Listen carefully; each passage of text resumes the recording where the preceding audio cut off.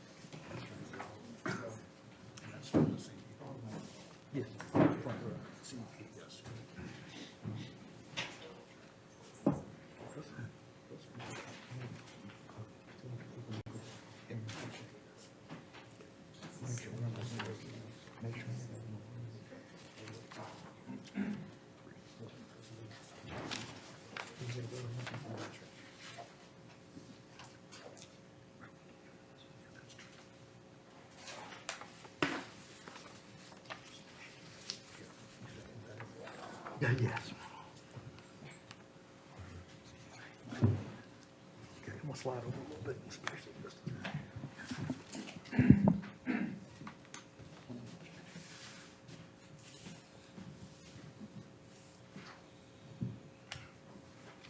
Good evening, everyone. Welcome to the November Prince Edward County Planning Commission meeting. First of all, I do want to recognize and thank the Longwood Environmental Sciences and GIS class for coming to the meeting this evening. Welcome. This meeting, first of all, we will have 3 public hearings this evening. There'll be a PowerPoint presentation involved in one of those, so we just look for everybody's attention there. First and foremost, we have to approve the minutes from last month's meeting. Has everybody on the board had a chance to review the minutes?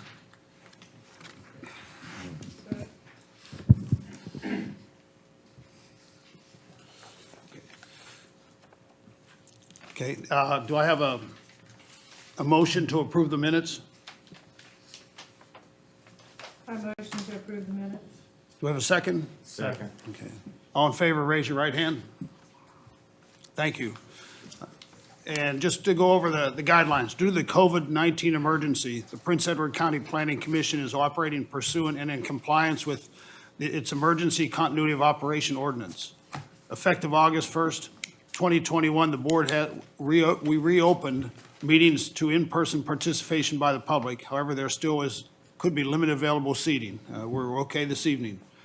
Citizens are strongly encouraged to participate in meetings through in-person participation, written comments, or remote participation. So we do have potentially people calling in. Calling in by calling 1-844-890-7777, and the access code is 390313. Additionally, citizens may view the board meeting live in its entirety at the county's YouTube channel, the link to which is provided on the county website. Public participation and public hearing comments for planning commission meetings will be subject to the citizen guide for protecting or providing input during public participation and public hearings for Prince Edward County government meetings. That's also effective as of August 1st, 2021. Okay. As I said, first, we'll start with the public hearings. Rob, could you give us a little overview of the utility scale from CEP Solar? Yes, Mr. Chairman, our first public hearing is a 2232 review. The county has received an application from CEP Solar LLC to construct a 25 megawatt AC solar energy facility on tax map parcels 79-5-3 and 92-A-31. This is consisting of a total of 304.6 acres, plus or minus. I'll explain that in a minute. As required by Virginia Code 15.2-2232, it requires the Planning Commission to review all proposed developments that include a public utility facility prior to construction or authorization of such facilities. This hearing is required to determine the location, character, and extent of the proposed solar facility, and that is in substantial accord with the Prince Edward County Comprehensive Plan. This public hearing notice was duly advertised in the Farmville Herald on November 3rd and November 10th. At your place sitting tonight, you will find a third-party report by Summit Engineering. Ms. Ann Darby, AICP, Planning Department Manager, has assisted the county in reviewing this application by CEP Solar and examined all aspects of it, and we provide that to you tonight. I apologize for that being at your place setting tonight. The holiday, Veterans Day, made us a little bit tighter on timeframe. On page 4, you'll see 4 and 5, you'll see some considerations that will come into play more so during the SUP hearing, but you can see the conclusions that was reached from this, from Summit for this application. If you have any questions of me, I'll be glad to answer. No one has contacted me for or against this application since it's been advertised. Are there any questions for Mr. Love from the board?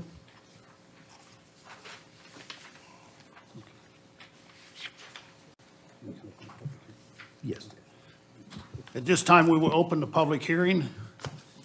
And I ask if anybody wishes to speak, please raise your hand. We'll ask you to come up to the podium, state your name, and then from there, we will listen attentively what your comments are.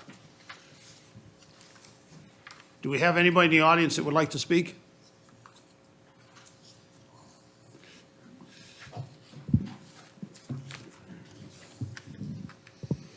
If you just introduce yourself, and the floor is yours. Thank you. Good evening, Mr. Chairman and members of the Planning Commission. My name is Karen Cohen. I'm a partner at Gentry Lock in Richmond, and I represent CEP, Commonwealth Energy Partners, the applicant in the matter before you. As Mr. Love told you, there are 2 items on the agenda, the 2232 review for substantial accordance with the comprehensive plan. That's item 3 on the agenda. And then item 4 on the agenda is the SUP itself for the solar facility.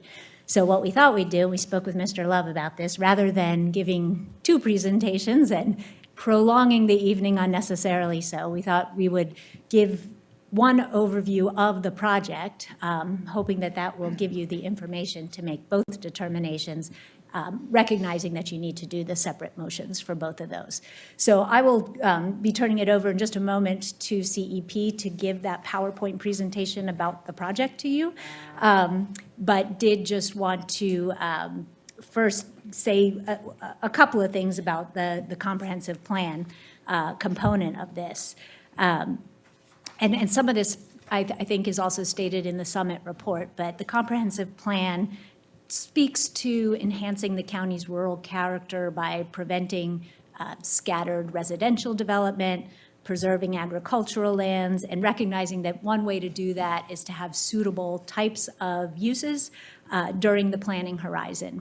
And so allowing farmers and landowners to utilize some of their land for solar development is one way to do that. It preserves the land for the life of the project, and then it can be restored to agricultural use. And that's one way to prohibit sort of scattershot development.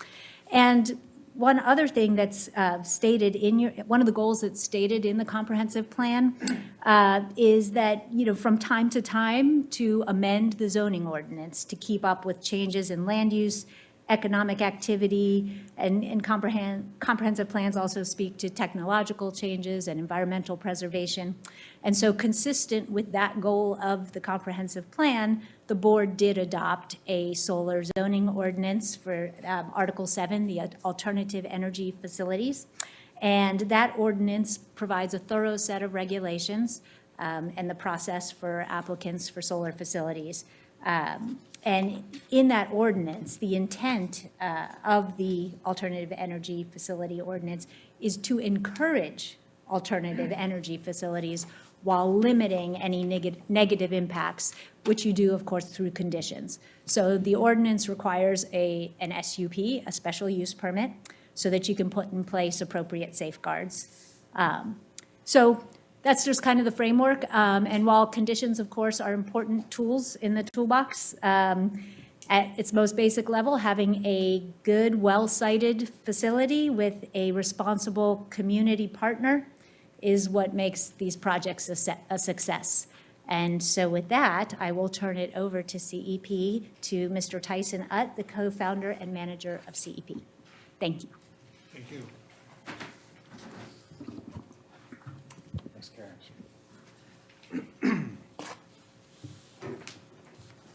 Okay. Thank you. Good evening, Mr. Chairman and members of the Planning Commission. Appreciate the opportunity to be able to present to you tonight more information about our company, this particular project, and how it is that we've been working with the community and trying to site and design this project in a responsible way to conform not only with the comprehensive plan, but also with the solar ordinance that was specifically passed and criteria outlined there. I do have a presentation prepared. Ooh, I need to make sure that I'm going to be, okay, I think someone else might be in control. Okay, we're good? All right, thanks. I'm just getting the thumbs up. If I could, very quickly, I'll restate again. My name is Tyson Udd. I'm co-founder and manager with Commonwealth Energy Partners and CEP Solar, the applicant and developer for this project. On a personal note, I'd just like to mention how I've been involved in this industry now close to 20 years and have spent much of that time working outside of Virginia, developing projects from Texas to Washington, New York, you name it, almost any state we've had involvement. And it's very encouraging to me to see the growth of this industry within Virginia. The market conditions are right, the demand is there for these projects, but also the rural economic benefits that come from these projects. That's something that's important to me personally. It's important to my partner. It's really what we're focused on as a company. Really, the Commonwealth Energy Partners is meant to emphasize how we are solely focused on Virginia at this point and looking to help bring this industry forward and responsible development opportunities such as this. So I'd like to step you through this presentation, just explain a little bit more specifics about the company and the project itself. Let's see. Oh, it might take a moment to get the hang of it. Here we go. No. Is the up arrow how I move to the next slide? Okay.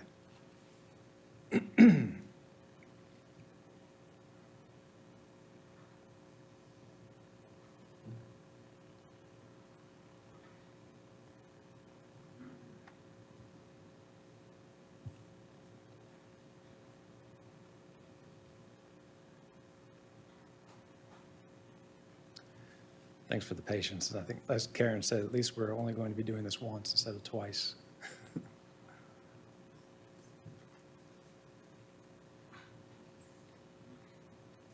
Okay, if those are blank, we do have a version with us that we could pull up. Ah, here we go.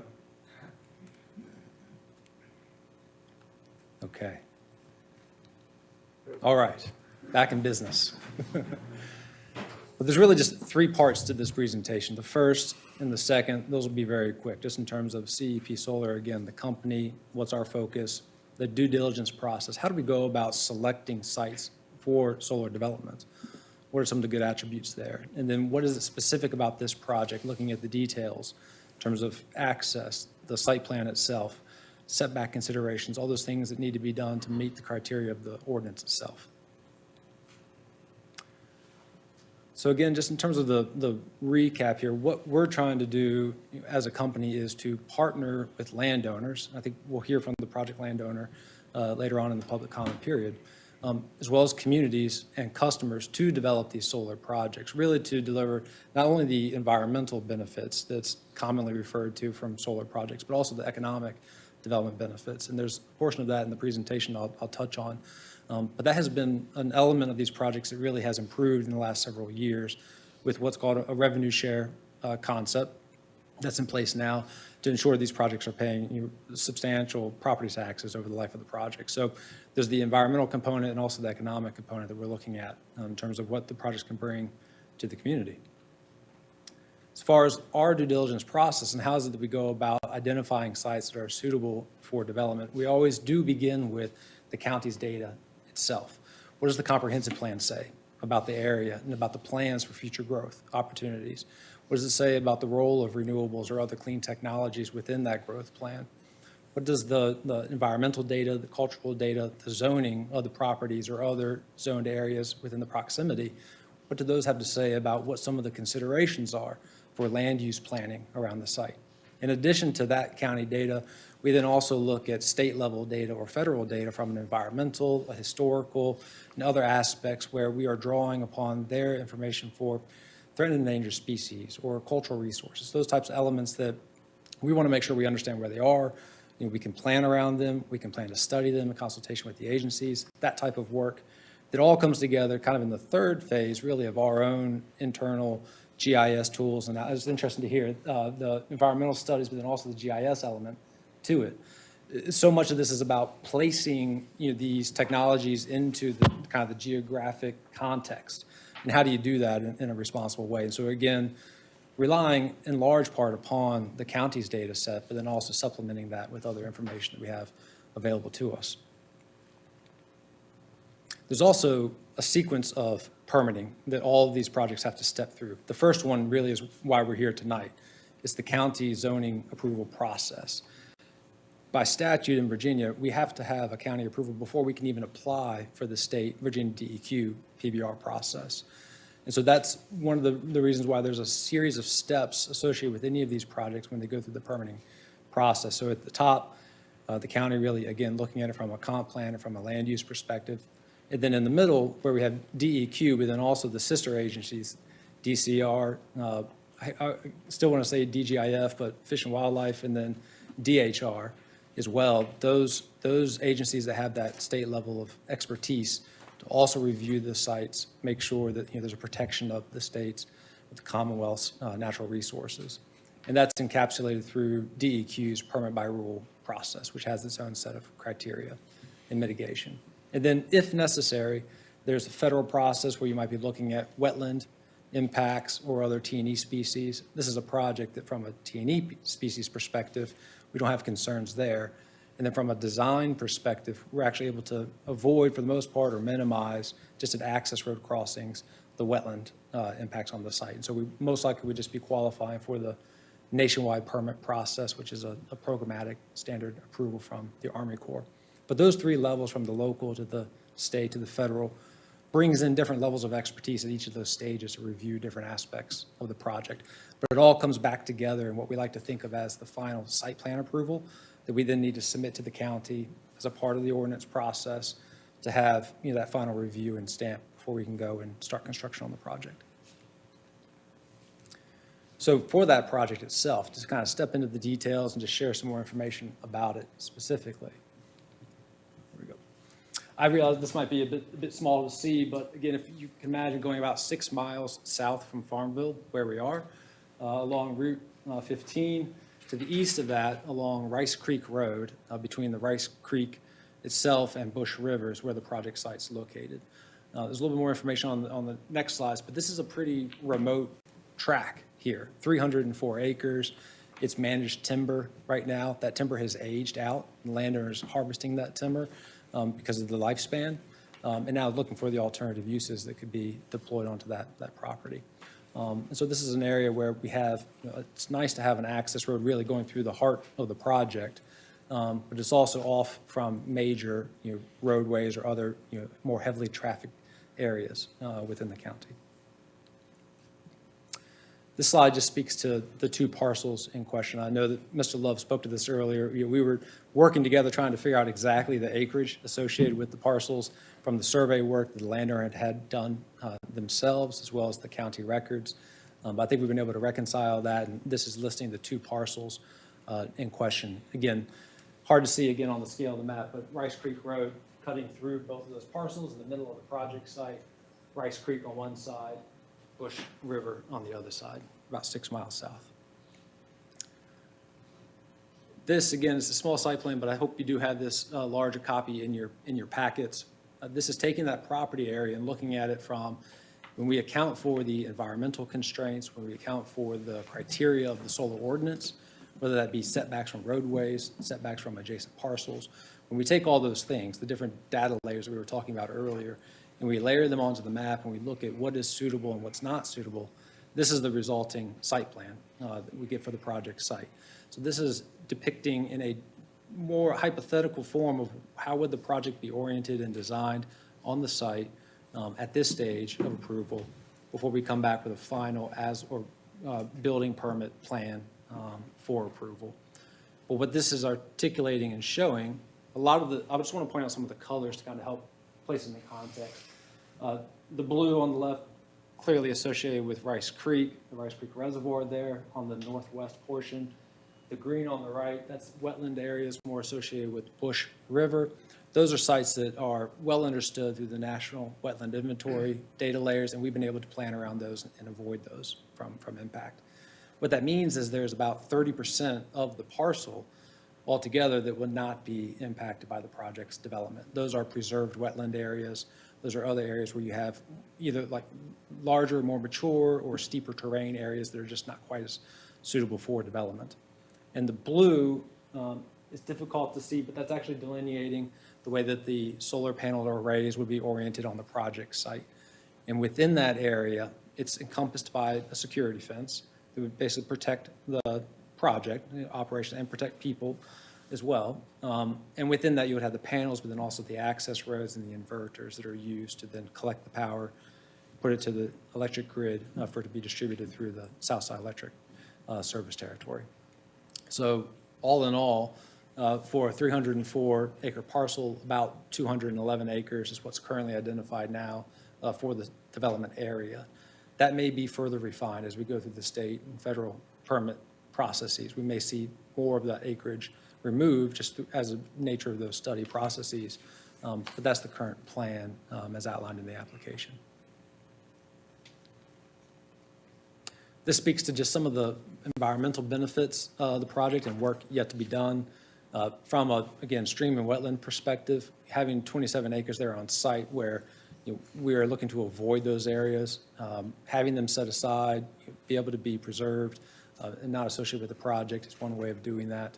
On the cultural and historic side, when I mentioned the DHR, the Virginia Department of Health and, Historic Resources, they do have two artifact areas on site that we need to do further analysis on, and that's part of what's covered through that state-level permitting process. So when we go through the DEQ permit approval, we need to consult with DHR and others. We'll do the on-site studies specific to those and determine whether or not those have any eligibility for listing. As of now, it's a old home dwelling that when you're on site, you can't even really find where it is because it's all overgrown. There's no building there or anything. And then on the other side being a lithic scatter of site, but we need to have both of these things just evaluated, be a part of our state level application process, and those will be reflected in our final site plan we come back to the Planning Commission for. I have a few photos in here just to highlight again, Rice Creek, the road that bisects the project site, a gravel road with two points of entrance into the project areas on the west side, on the southern portion, and then off to the eastern portion of the project on the northern side. These access points, these would be designed, reviewed, and approved through VDOT as well, just making sure those entrances are managed and safe. And these are just some photos showing the existing gates where those are at the property now and looking to be able to utilize where we can the existing access points onto the property. And second photo here. Bless you. Next, we just wanted to recap the community outreach process. One of the requirements within the solar ordinance process and the county approval is to conduct a community meeting with folks, and we had shared, as did the county, sent out letters notifying everyone about the project. This was back in early September, inviting them to come to the Hampton-Sydney Fire Department where we hosted the event there. The team that's with us tonight from CEP Solar, we were all there fielding questions from folks. We were very pleased, with the participation that we had there, and frankly, the support as well. We did get some good questions, in particular around traffic, decommissioning, sound, some of those common questions and concerns that folks may have. And really, we're trying to use that as an opportunity to address those questions. And again, I think is evidence, we really have been able to work quite well with some of the neighbors and really make sure their concerns are addressed, not to the point that we don't have anyone speaking tonight on that. But if there are concerns that do come up, we're always available and happy to try and continue to answer those. The process here was really to outline for them the plans for the project, who we are as a company, then also some frequently asked questions for them, providing those materials. We had poster boards set up there so they could get, a close look at the site plan that I was sharing with you on the screen a moment ago, and be able to look at that in relation to where their homes are, talking about setbacks, all those types of considerations. So that was a good event. We appreciated the county staff as well, taking the time to be there and participate and answer some questions that, with regard to the county's permitting process, that we as the applicant felt were better handled by the county. Now, the project schedule, these projects do take several years to develop. We're in the first year of that. As you can see, the orange line there is intended to indicate we're in the fourth quarter of year 1, 2021. And there are a number of processes that are moving in parallel. I apologize, the text here is clearly too small to be read, but I can just explain. We go through a process at the very beginning. I explained at the outset of the presentation, the site selection process and that criteria. Then you really have kind of three core areas of the project, from the land acquisition part, again, working with the landowner, the utility interconnection part, working with Southside Electric Co-op. We've filed our queue position request with them, scoping calls. They have a multi-year study process they need to conduct on the projects. And really moving in parallel with that is the permitting process. Again, they have a multi-layered interconnection study process. There's a multi-layered permit process as well. Those are those two larger bars that you see sort of through the middle of the graph that go from a darker shade to a lighter shade that take a year and a half, sometimes up to 2 years to complete those processes. Once those two are done, then you move into the commercialization of the project, where you're then able to take a design, put the cost of power on it, and be able to sell the electricity. Because at the end of the day, we're still looking at providing electricity to power lights and everything else, along with the environmental attributes that come with it.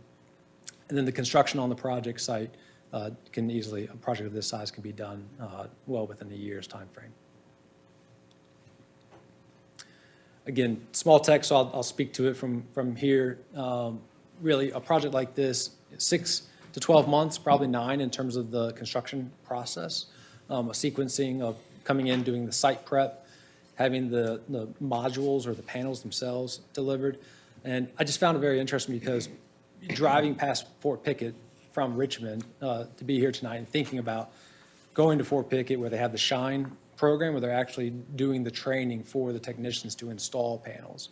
And they have a variety of different technologies there that they're using to learn like kind of the hands-on approach. And so that's something that excites us to kind of look at the opportunities to have that program turn into project construction job opportunities at a site like this. And we know this is not the first solar project that's been approved by the county, so hopefully there can be a bit of a cadence to this from a construction jobs perspective. The operations of these projects, typically looking at a 40-year lifespan. These are quiet operations. Once the project's up and operating, they really are not making noise. They're designed to be set back and buffered through vegetative screening, so there's not really a visual impact as well. It's a quiet operation. And when it's all said and done at the end of that operational life, the decommissioning is ensured to happen through the bond or security bond that's put in place with the county to make sure the funds are set aside regardless of what happens, so there's not a burden on taxpayers or residents to have the project decommissioned and the land restored to its prior use. And then last, on the fiscal benefits, thinking about, again, the small text, I'll just highlight how Mangum Economics, Fletcher Mangum and their team, we've worked with them for a number of years, really understanding the economic benefits of projects and how that has shifted over time, really improved to the benefits of the counties. Here, in this case, you've got really two different aspects to think about. The construction of the project, where you have an influx of jobs, the construction jobs themselves. In this case, up to 74 that are both the construction, but then the indirect or inferred jobs from that construction activity within the county, as well as the $3 million in terms of the actual labor income and the 9.5 from the economic output. Again, buying of goods, the circulation of dollars through the local economy from the restaurants, hotels, et cetera, those things that are induced through the development of the project. And then during the operational phase, then you're really looking at the property tax benefits from the project. Again, one of the great things about solar projects is really not a burden in terms of the public services or infrastructure that's required. we are working with Southside to interconnect into the existing electric grid, but we need to pay for that process, pay for those upgrades to their substation. Otherwise, we're not looking for additional sewer lines, additional, broadband to that site or other traffic needs, from a local government services perspective. And so, again, it's a long-term operations that's generating a benefit in that regard. But otherwise, at the end of the day, it's the kind of the electricity itself that's being generated.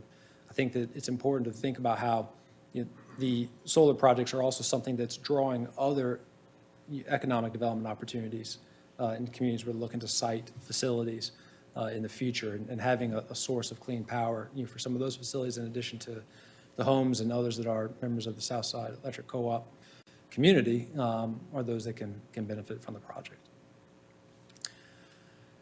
This slide is really just to provide a glimpse in terms of the before and after type effect, so that you have that perspective as well. On the left side is showing what's the current real property tax generated from the property as is currently, and then on the right showing the blue in terms of what's that increased real property, but then also the additional personal property from the project itself. So all in all, we just really like to emphasize how there's not only the environmental benefits associated with solar project, but also the economic side of the equation as well. So with that, I think really concludes the information I had wanted to share with you all through the presentation. Certainly, there's more information in the application itself. There's a great summary of it, I believe, through the summit report that was prepared. But we are available to answer questions or concerns you may have. So thank you for the time. Thank you very much. Are there any questions from the board on the presentation? Okay. Again, thank you. Okay, thank you.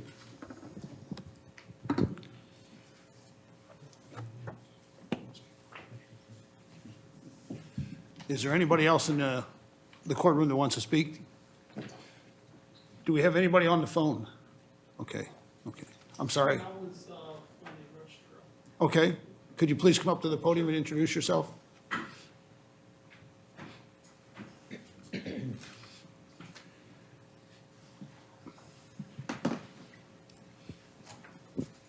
Good evening. My name is Mark Smith. I'm sorry I didn't get your name. Yes, Tyson. Tyson, I think Tyson covered it pretty well. Renewable energy, and I think that's the future. So I'm going to say that I speak in favor as a Prince Edward County resident of this project, and that's the future of the world. And yeah, you got my full support. Thank you. Thank you, Mr. Smith.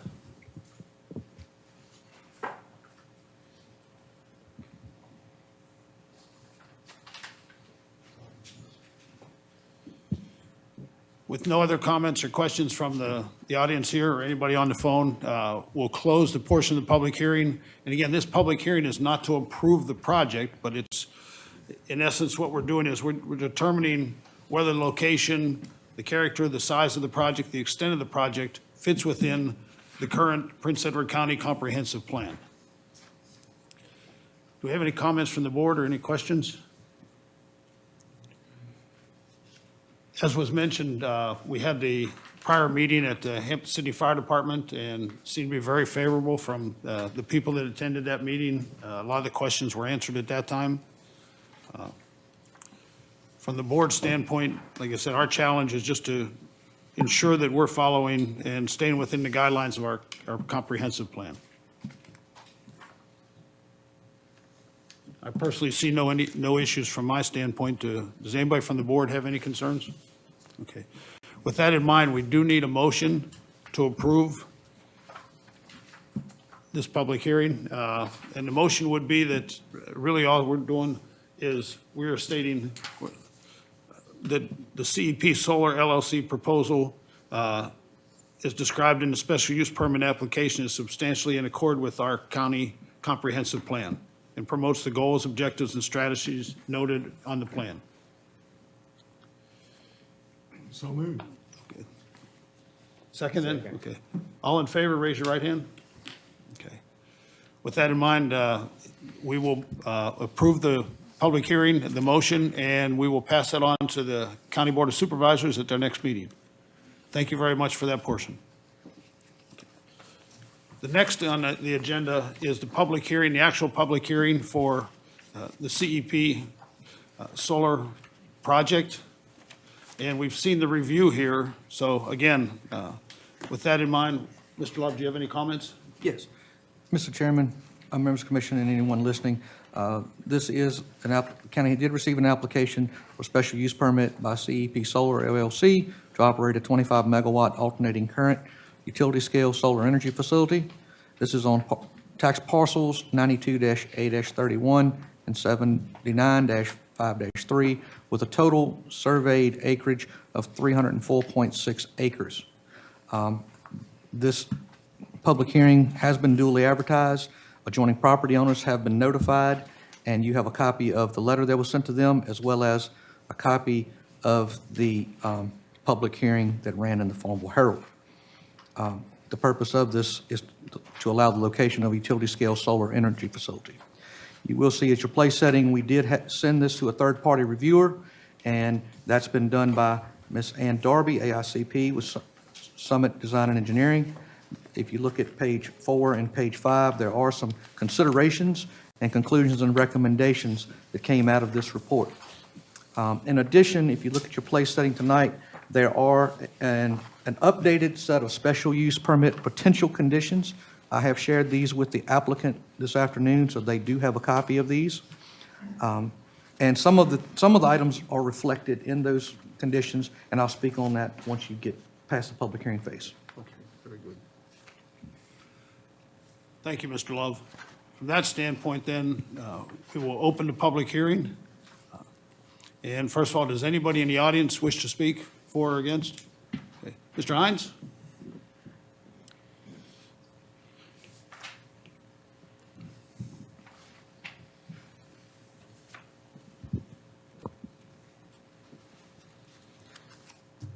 Thank you, Chairman Pringerman.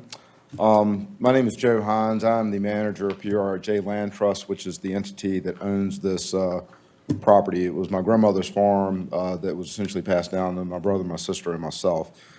First and foremost, thank you for your consideration, your thoughtful consideration of this particular application. The farm did used to be an agricultural use. We had tobacco, hay, and cattle on it when I was growing up, including my grandmother's half-acre garden, of which if you went to visit with her and left with less than a bag full of groceries, she didn't like you. My brother Bob and I used to cut hay on the property growing up, and I'm sure my aunt can tell you some other stories about the property out there as well, too. And as most of you know, including the farmers in the room, there are really not many options for small farms these days. Once it was taken out of active farming, we planted trees on it because there were limited options due to labor and other issues that were affecting small farms at the time. Since Dad died in 2011, we've looked at several different ways we could use this property. One for, obviously some benefit aside from losing money each year, and then look for things that would be a good fit for the community over that time period. We obviously want to be a good neighbor and a good community member, which finally brings us here tonight with this particular application. After several years of looking at several different options, we were able to come up with this solution. Matter of fact, it's almost a relief for me, just because I'm tired of dealing with it, to be quite frank. It is nice to have an option that is good for the environment and has little or no impact on our neighbors and the residents along Rice Creek, especially after it's constructed. It's also nice to have project partners like CEP Solar, Mr. Tyson Nutt. Timmons Group works with about 25 different solar developers. I had them give me a list of 5 in Virginia who are really good. I vetted all 5. CEP Solar rose to the top fairly quickly as being the most professional and most competent of them all. So I feel very comfortable moving forward with them as a project partner on this particular project. It's also nice to have the ability to, for the county to make a little bit more money off this property than $2,100 a year we're paying in taxes as well. And it's nice to have the option that helps the Virginia's new Clean Economy Act, which was passed by the legislature last year, which is intended to reduce carbon emissions. So as I've been working with the county on the economic development solutions for the county, and you're all aware that we have purchased a data center site as a county, one of the things that companies like Facebook and Google and Microsoft are looking for, they're looking for alternative energy. And a lot of the prospects that we see coming through the economic development arena are having kind of a green, carbon-free emission requirement that goes with those projects. I just had a project come across my desk the other day that I mentioned to Doug over the weekend that would be a great fit here if we had the HIT Park ready to go. It's lacking the water right now. It's lacking the timeline to get prepared to go. BEDP, Stephen Murray spoke yesterday, said he's already met with Governor-elect Youngkin's administration, and they're going to be investing a substantial amount of money trying to get sites ready to go. But part of that portfolio is basically establishing essentially alternatives that are attractive to industries, and solar and alternative energy is very attractive to industries these days. So with that, on behalf of our family, we respectfully request your support of this application, and we're free to answer any other questions that you might have on behalf of the landowner side of the business. Thank you. Thank you, Mr. Hines. Are there any questions for Joe? Okay. Thank you again. And there's still nobody on the call? No? Okay. Anybody else in the audience wish to speak for or against the proposed permit here? Okay. With that, we will close the portion of the public hearing, and the board will just review and discuss. Mr. Chairman, if I may, I'd like to go over the considerations and conclusions for you. Please, Mr. Love. As part of our third-party review, there are some considerations that I'd like to read to you and point out. The county may want to consider the following when evaluating this application. There's still a discrepancy between the parcel, it says numbers, it's the parcels and the project footprint, and this is reflected in our tax records, and acreage is different from the surveyed acreage that Mr. Ralph Hines, I think, surveyed in 2004. This application does not currently have a written confirmation from VDOT of the entrances. Of course, they're not a construction point, so I've addressed that in the conditions. The application does not include a proposed amount of liability insurance. I have included that in your amended conditions tonight. And then looking over at the recommendations, one of the big ones that is the consideration of a written intent to obtain liability insurance, and also the possible recordation of a property survey clarifying the total site acreage, which is delineated as 304.6 acres on the survey. Of course, that is be up to the applicant or the owner. That condition is not in your conditions, but I wanted to bring that and highlight that tonight for your discussion. Can I just make one comment? Just so you all understand the history behind the survey, my dad did a survey in 2004. I do not have the sealed copy of the survey, or at least I can't find it, and so therefore that hasn't been reported down to the courthouse. I've just gotten a proposal from Greg Watson to redo a plat and put a fresh seal on it. So hopefully, if we move forward with this, I'll execute that with Mr. Watson. Okay, very good. Thank you, Joe.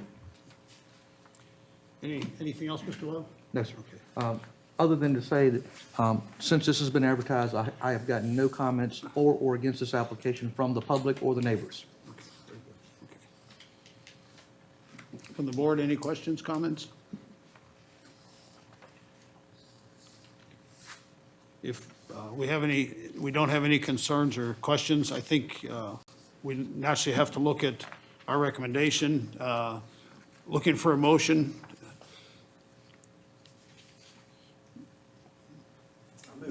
I move that we recommend approval to the county board as introduced here tonight.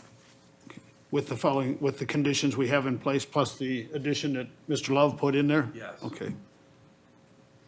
Anything else with that motion? Everybody okay with that motion? Yeah, the conclusions, recommendations. Yes, okay. Okay. So do we have a second on the I'll motion? second. Okay. All in favor, raise your right hand. Okay. Motion is approved, and we will pass this on to the County Board of Supervisors at their next meeting. Thank you very much. We do have one more public hearing scheduled for the meeting tonight, and that public hearing is for the Highway Corridor Overlay District Ordinance Amendment. Yes, sir. Mr. Love, can you speak to that? Yes. Mr. Chairman, members of the commission, the county has a existing highway corridor overlay district that is defined in our county zoning ordinance. And in looking at that, and it's section 2-1300 of the Prince Edward County Code. In looking at that, it had minimal language in descriptions of what we expect. Also, it didn't include areas which we're seeing developmental impact. We're having a lot of growth on the south side of Farmville down towards Lowe's, going on out to Fishing Pig, where the new roundabout is being constructed. So we have staff put together with the county administrator, assistants, a more detailed ordinance. We also included areas on Commerce Road and Dominion Drive, both areas on Dominion Drive, and extended this down to Abilene Road. This would be at the Worsham turn lane that was recently constructed in the last 6 months. This has been duly advertised in the Farmville Herald in November 3rd and November 10th. I've had no public comments for the record for or against this ordinance. So again, this would be, if you agree to amend and reordain section 2-1300 of the county code. Thank you, sir. Again, this is kind of a follow-up to a couple of the discussions we've had at earlier meetings, both here in the Planning Commission and the County Board of Supervisors have had relative to be in that direction, going down south on 15, and that area being one of the best opportunities for growth for the county. Any questions or concerns relative to the amendment request?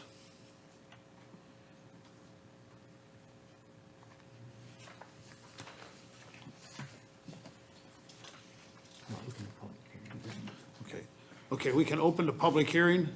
And is there anybody in the audience that would like to speak for or against the Highway Corridor Overlay Amendment request?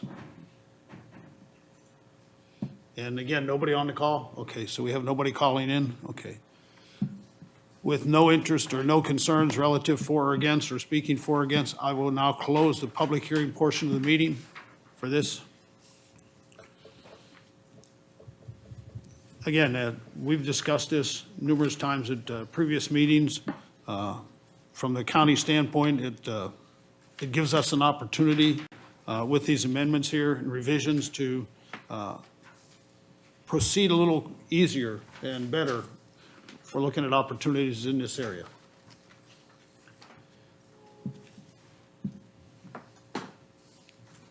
With that in mind, do we have a motion to approve the amendment? Okay. I'll second. Okay. All in favor, raise your right hand. Again, the Highway Corridor Overlay District Ordinance Amendment is approved and will be moved forward to the County Board of Supervisors. Thank you very much for your support there. Mr. Love, Yes. report on board actions. Yes, Mr. Chairman, the board did approve the Sandy River Outdoor Adventures 2 site with the conditions that you all had passed on. So that has been approved, and that permit has been sent to the applicant, and that's all I have on that. I don't have any old business. Does anybody on the board have any old business? Anybody have any new business? Okay. With nothing else on the agenda, I would like to close the meeting and thank everybody for their attendance. Have a good evening. Thank you.